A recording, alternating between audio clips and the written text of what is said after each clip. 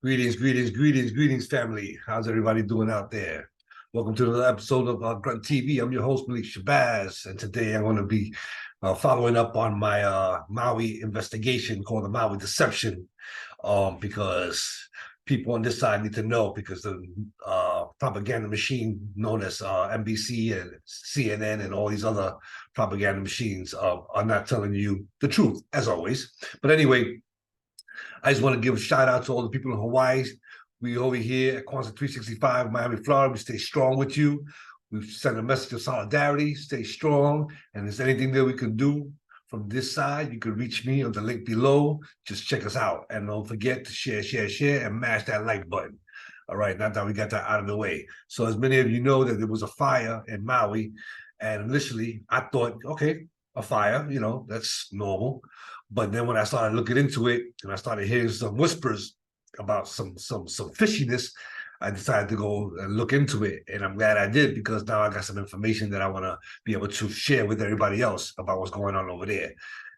You got capitalist parasites, pigs, who basically have been trying to get this land from the indigenous people for a long time. They've been trying to buy up the land. Oprah Winfrey's one of those pigs. Mark Zuckerberg is one of those pigs. Jeff Bezos is one of those pigs, and there's probably others. And this Oprah, she has the audacity to go over there and beg people for money when she got money herself and she can help. But she's just a nasty cockroach individual. I got some other choice. Oh, sorry, I got some other choice words for her, but I'm gonna hold them thoughts. But anyway, so here we go. Right here, we have this reported by the Gray Zone, and we're going to go through some of this video, and I'm going to be discussing a few things, and then again, leave it up to the people out there that are listening, because I'm not here to tell you what to do or what to believe. All I'm doing is sharing the information, and you make what it will. But the truth is that in reality, these people are vicious, So we're going to start with this video. A beautiful place most call paradise on earth, a town rich with Hawaiian history, has been tragically reduced to ashes. Hello, people of Maui. The search for victims now includes and the sea where many tried to escape. The devastation is overwhelming. It is the hottest summer on record, and Hawaii is burning. And this pig don't give a damn.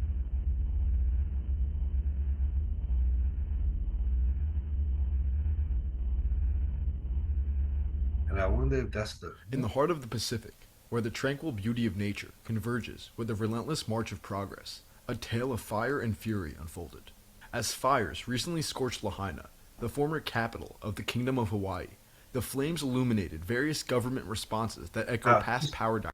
Just look at the footage. How does fire? Anyway, you're gonna hear some questions, because I have some questions myself. How the hell does a fire go into concrete and burn cars? Well, anyway, you'll see. Who gets resources, who gets land, and who gets neither. Our houses disintegrated like to nothing. What we had and what we owned is all gone. After arriving in Lahaina, two things were very clear. The town was gone, and the locals believed that they had been, and were currently being, mistreated, lied to, and stolen from.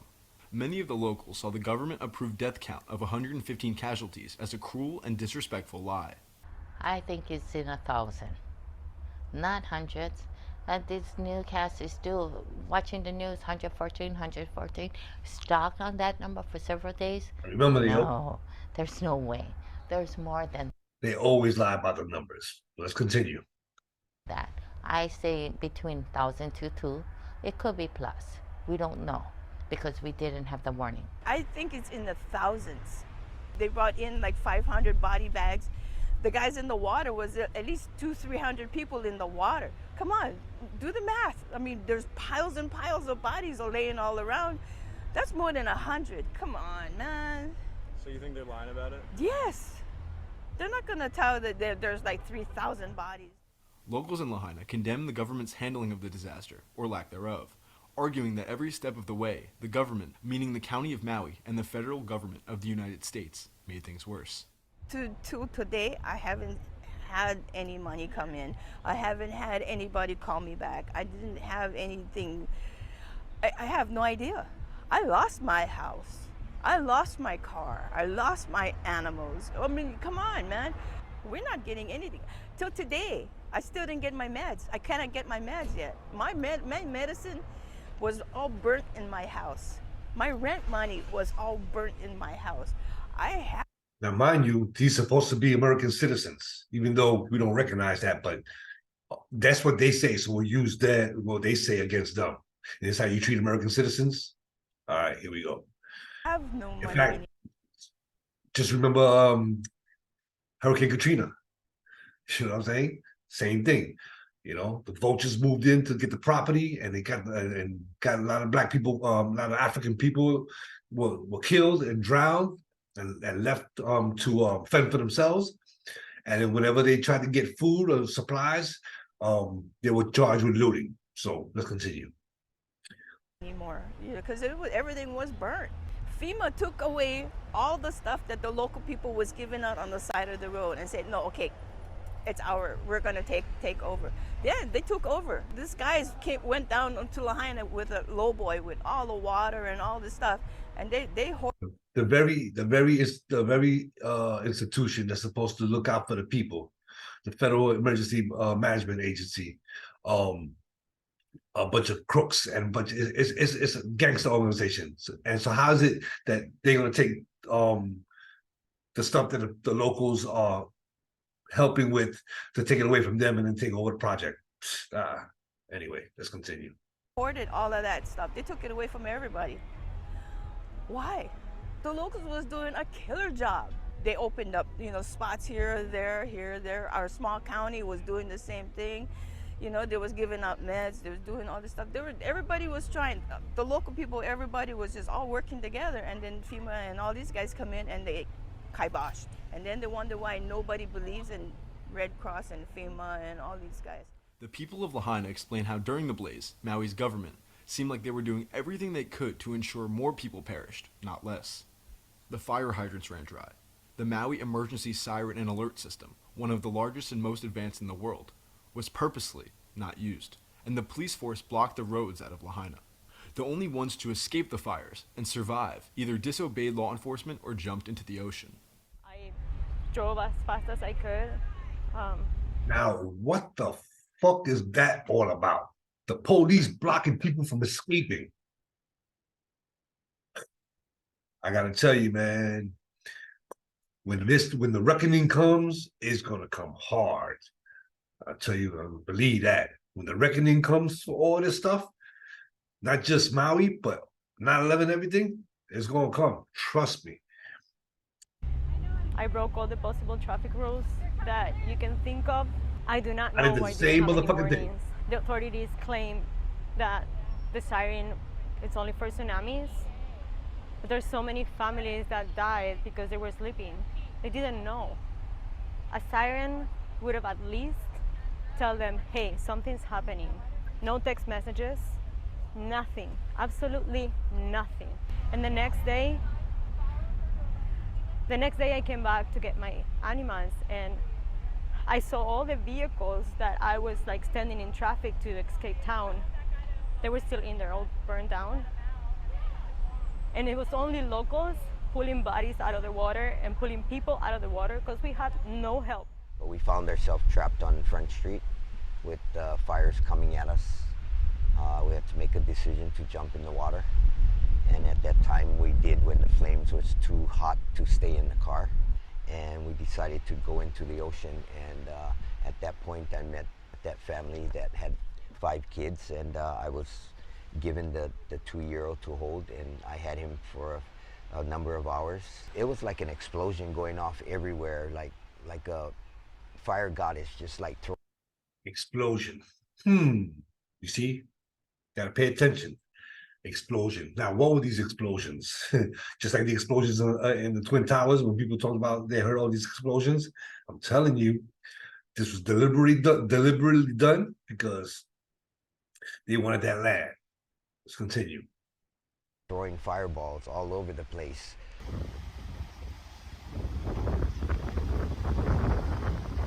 our close friends had died in the fire. Bodies was just laid on the side of the road. I mean, they just left it there. I mean, our gas stations blew up like off the face of like Lahaina. You know, I mean, things just, our houses disintegrated like to nothing. What we had and what we owned is all gone. We had no warning, no sirens, no police going around and telling anybody to evacuate, nothing. People were burning to death in their houses. Little kids died from smoke inhalations in their houses because they thought they were safe at home. The parents thought that the kids were safe at home. That is so sad. Why? For nothing.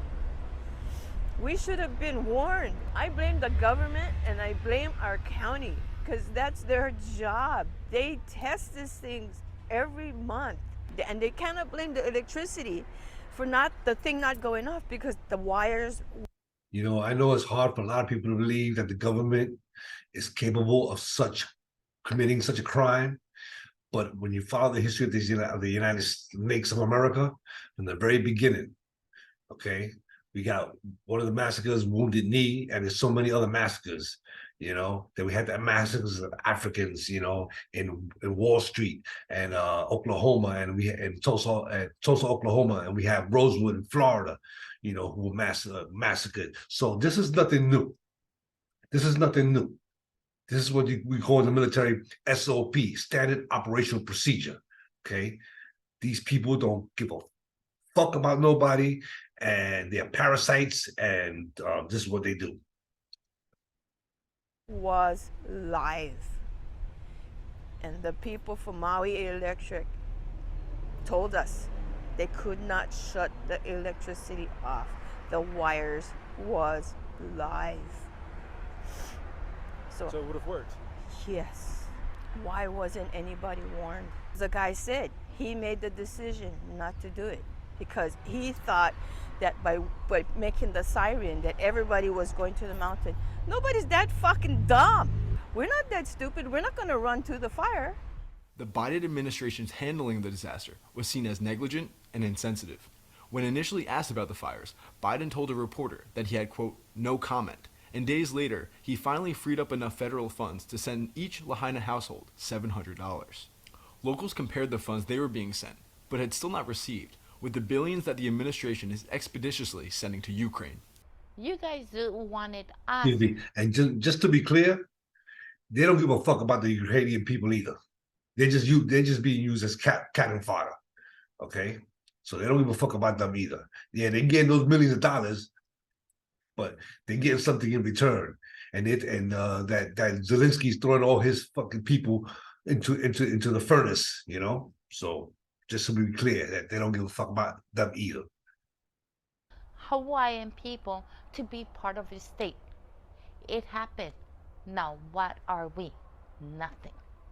When it comes to a situation like this, where are we? In the back burner, sending money elsewhere, billions versus 700 per person, and that's not our country.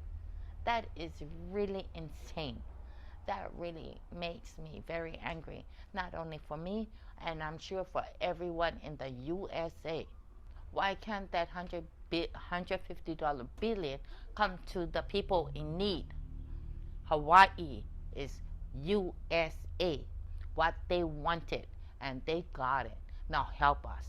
I think Joe Biden should take his $700 and get back on the fucking plane and go home. That's what I think.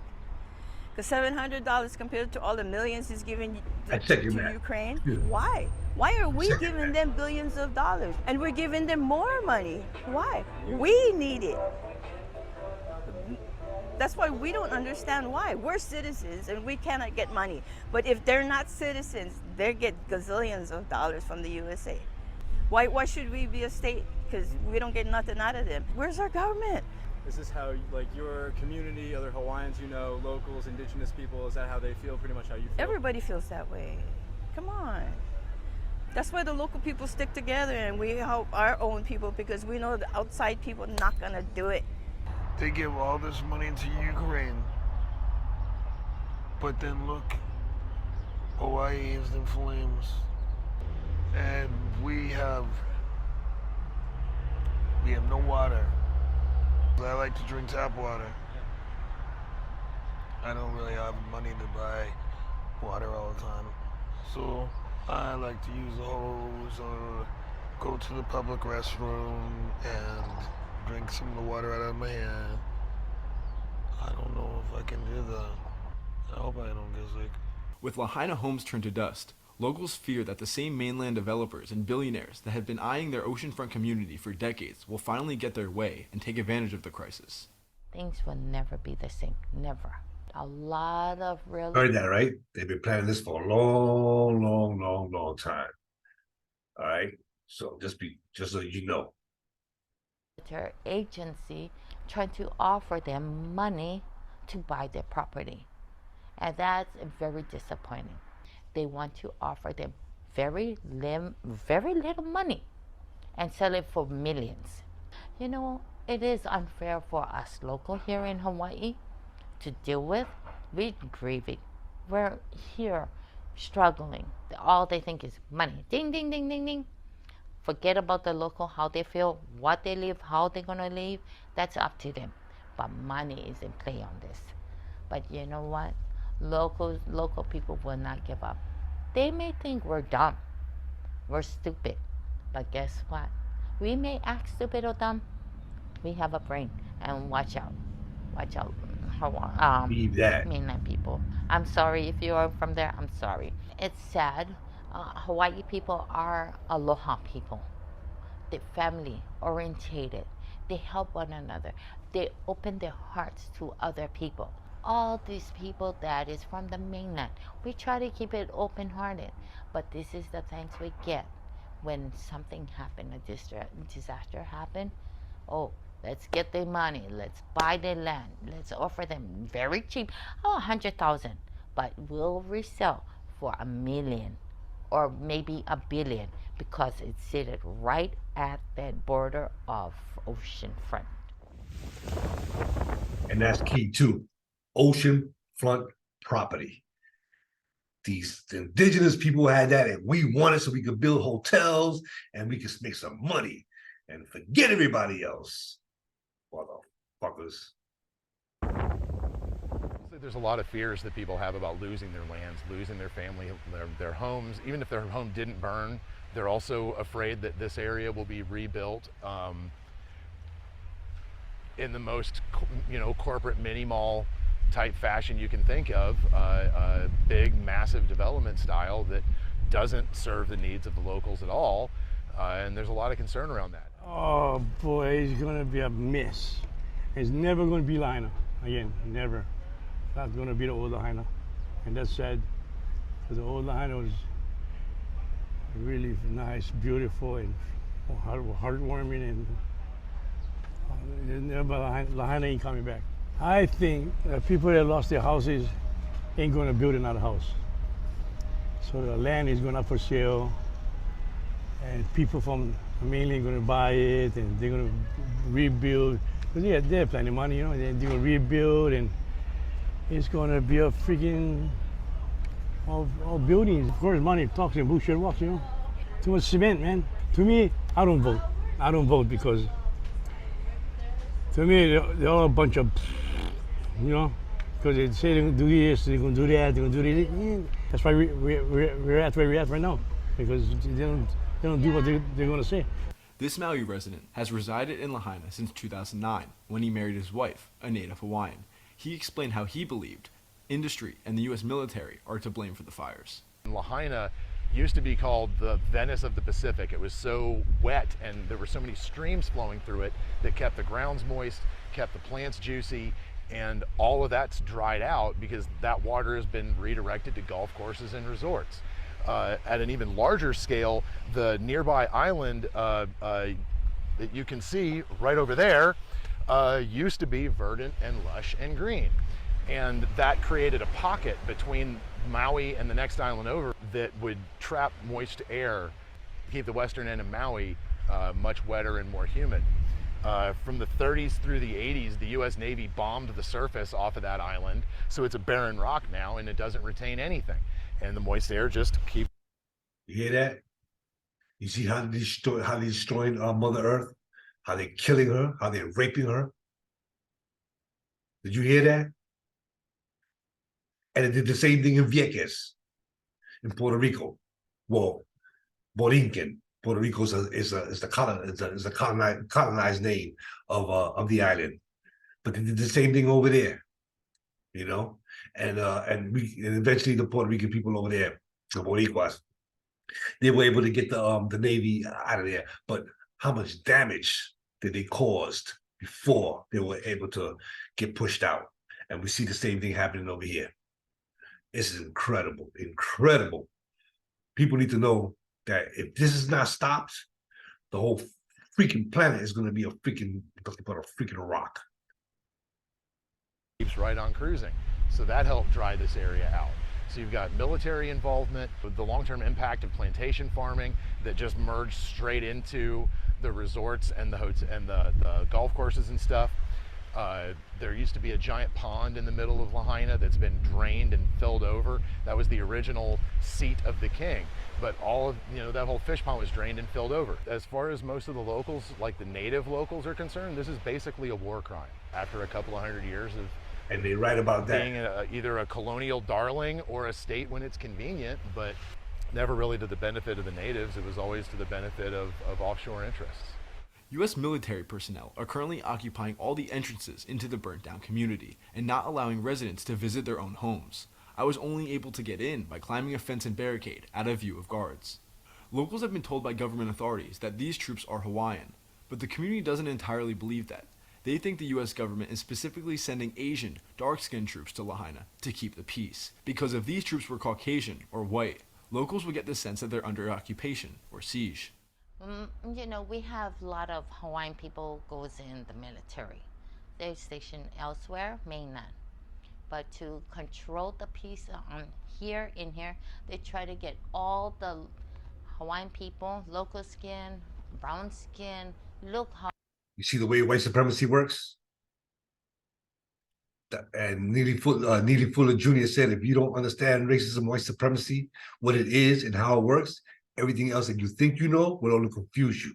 And this is what they're trying to do. They send dark-skinned people over there so it looks a little better aesthetically. You know what I'm saying? So no, don't fall for the okie-doke. And they're not falling for the okie-doke, so I'm so proud of that.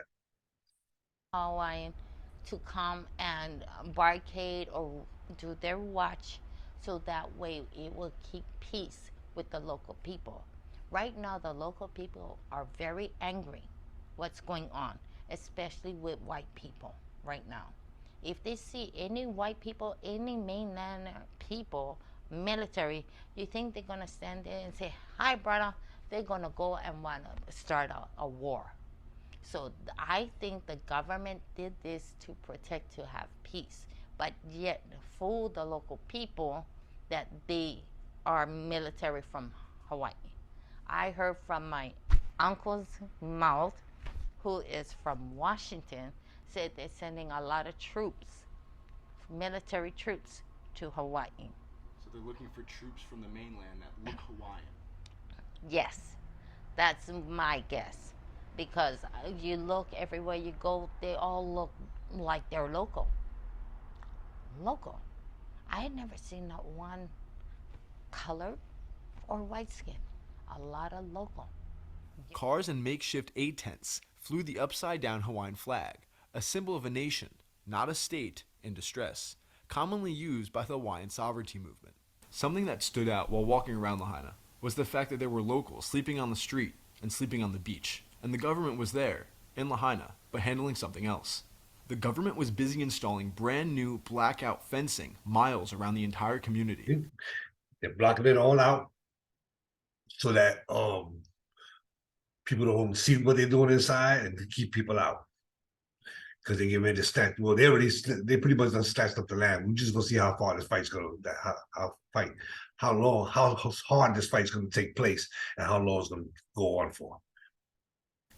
The government says these fences are being erected in order to respect those lost in the fire, But seeing how photos of the ruins circulating online fueled criticism of the government and even questions about the true nature of the fire, these fences were a form of censorship, a type of aesthetic and visual censorship to prevent further public outrage and criticism of the government. On destruction. August 22nd, Maui County Council held a public meeting. Perhaps the most interesting speaker was this Maui elementary school teacher and activist. He pointed out how the governor of Hawaii, Josh Green, passed an emergency declaration 3 weeks prior to the fires that streamlines development, suspends sunshine law, and rescinds collective bargaining for certain types of workers. A piece of legislation that corporate development behemoths would pay a fortune for. I am testifying on my concerns of the governor's emergency proclamation that happened 3 weeks prior to the fire, and how it suspended 7 state statutes, of which exonerated everything that you guys are in charge of. To my knowledge, this was the first emergency proclamation in the country that didn't have a preceding incident. Normally it's like a hurricane, boom, we got an emergency proclamation. But this was just, from my knowledge, was... They were prepping everything.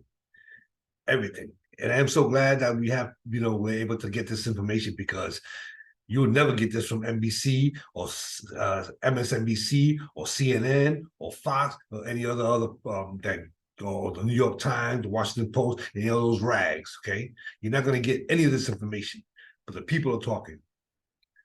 The people are talking. And they're telling you that they set up, they did away with laws and stuff like that prior to set up the kill. This is just like, you have to be certified mental to do something like this. And the people that go along with this, and they know that it's wrong, you think you're not going to pay for this? You're going to pay for this. It's just to streamline development on Maui, and it is allocated all decision-making power to one person, the housing officer of the governor, Nani Medeiros, who's unelected. Some locals in Lahaina believe there was something more sinister behind the fires, perhaps a deliberate plot. And while I couldn't find any evidence of such a plan, the results of the disaster play perfectly into the hands of wealthy developers who've long had their sights set on Lahaina. They already had stuff in the planning and everything passed, their plans was all passed already. And that's why everybody thinks that they created this fire, they did this, because it's... And you know what? Let's just say, I don't believe it, I know they did it on purpose, but let's just say hypothetically that they didn't. The response alone tells you. See, the response alone tells you that they did it. Because if they didn't do it, the response would have been different. All right, let's continue. It's kind of suspicious that our whole town had burned. How does a whole town burn? That's a good question. Like in where I live, it started from one end of the street and it wiped out our whole street. How does that happen? And then certain places, it burned like 5 houses, and then it went around that one X house, and then it goes a little bit more, and then it goes around another house. How does it do that? Is that a miracle? We don't understand that. It like the fire picked and choose which house to burn, which house not to burn. Now that's something to think about. How does that happen? And this is where I say, like I said, we don't have the hard evidence right now, but it's gonna come, And I believe that they used what they call a direct energy weapon, and that's how some houses were spared. Like Oprah's house was one of them, So burn. I never seen fire do that before. The thing is we all lived it. Where were you? Normally, during a natural disaster like this, residents are skeptical of government promises of safe environmental factors. For some people in Lahaina, it's the other way around. They've crowdfunded and hired an air quality expert because they're afraid the government will tell them the air is unsafe when it's actually safe, in order to get them off the land for development companies and real estate interests. We have some family member. And you know I'm what? not going to mention any name. No, you don't have to, of course. And it did the opposite in 9/11. Christy Todd Whitman, who was the head of the EPA, said that the air was safe to breathe. and she knew she was fucking lying, and people believed her. And now hundreds of first responders and people that lived in that anywhere in that area have been getting sick with breathing problems and stuff like that. So they did the same thing with it. Like I said, these are just criminals. Yeah, they're doing their own air testing in Lahaina. We cannot trust the government. They can say one thing but can be another, because it can drive all these Lahaina people out and try to sell their property. I'm thinking this is another way for have these people to buy their land. So that is why our family member is taking it in his own hands to make sure everywhere is safe and to let the local people know don't fall for any scams.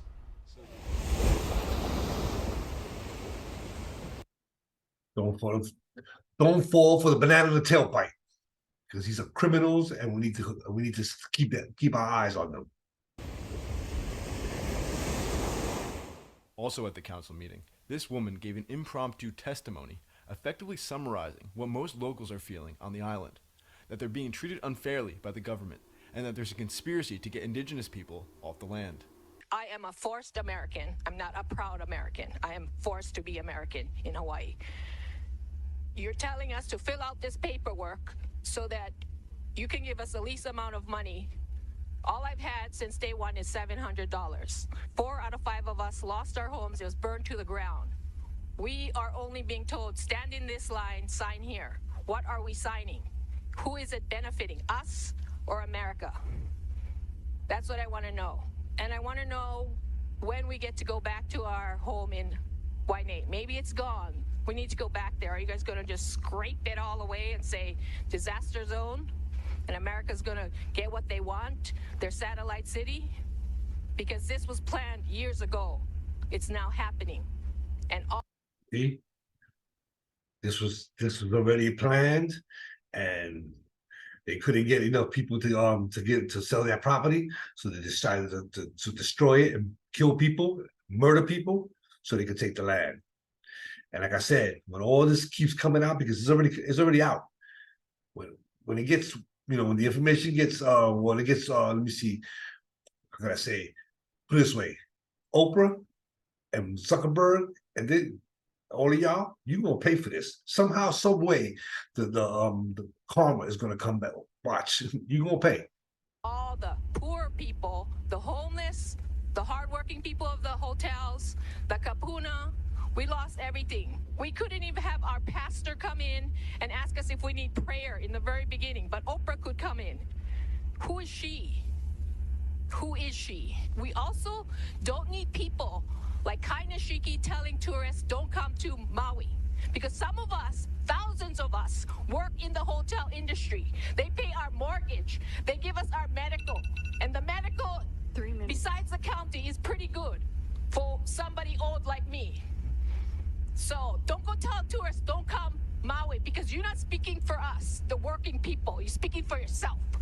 Tourists come, we love you, we have aloha, because you will be helping us, the lower people, the grains of sand of Maui is what we are. We're not the ones living up in Laniapoku. Not one of those houses burned. Puamana is still there. Lahaina Shores is still there. Everything beyond the Civic Center is there, but the homes where we were working, where we were scraping, where we had less than $1,000 a month to pay for our basic needs of gas and food. We busted our ass, and this is what we get. Nobody called us. Our phones didn't work from 5 in the morning. The fire was not 10 o'clock when I went to work. The fire was still there. There was no water. Tell me if that's coincidence. No water, no warning, and everybody talking about the satellite city before the fire. Lahaina gonna be the first satellite city. Well, hey, Jeff Bezos, you got what you wanted. Oprah, you got what you wanted. And the guy who owns the nut, you got what you wanted. Because all we got so far was $700, and we don't know who to call or anything. Well, I'm gonna leave it right there. But again, there you have it. I want to thank the Gray Zone for putting out this report. You know, I just wanted to show everybody because the reporting was pretty excellent. And I wanted to just piggyback on their report and show the people here in Miami and whoever's listening to this podcast to know the truth about what's going on in Hawaii. So, you know, on that note, you know, we want to sign off. And we're going to sign off, and we'll see you on the next episode. I'm not sure. In fact, I had a particular thing that I wanted to address, but I forget. It just escapes me right now. But anyway, stay tuned for the next episode of GRUNT TV, Guerrilla Reconnaissance Underground News Team, reporting from an inverted reality. So there you have it, my friends, people, family, comrades, and we'll see you on the next one. Peace. And don't forget, support GRUNT TV, support all the other independent journalists and podcasts, and send some your thoughts and prayers to the people of Lahaina. And if there's anything you can do physically, sending stuff, find out. I'm sure there's websites there that you can find out where you can send stuff to help the people over there. Peace and love.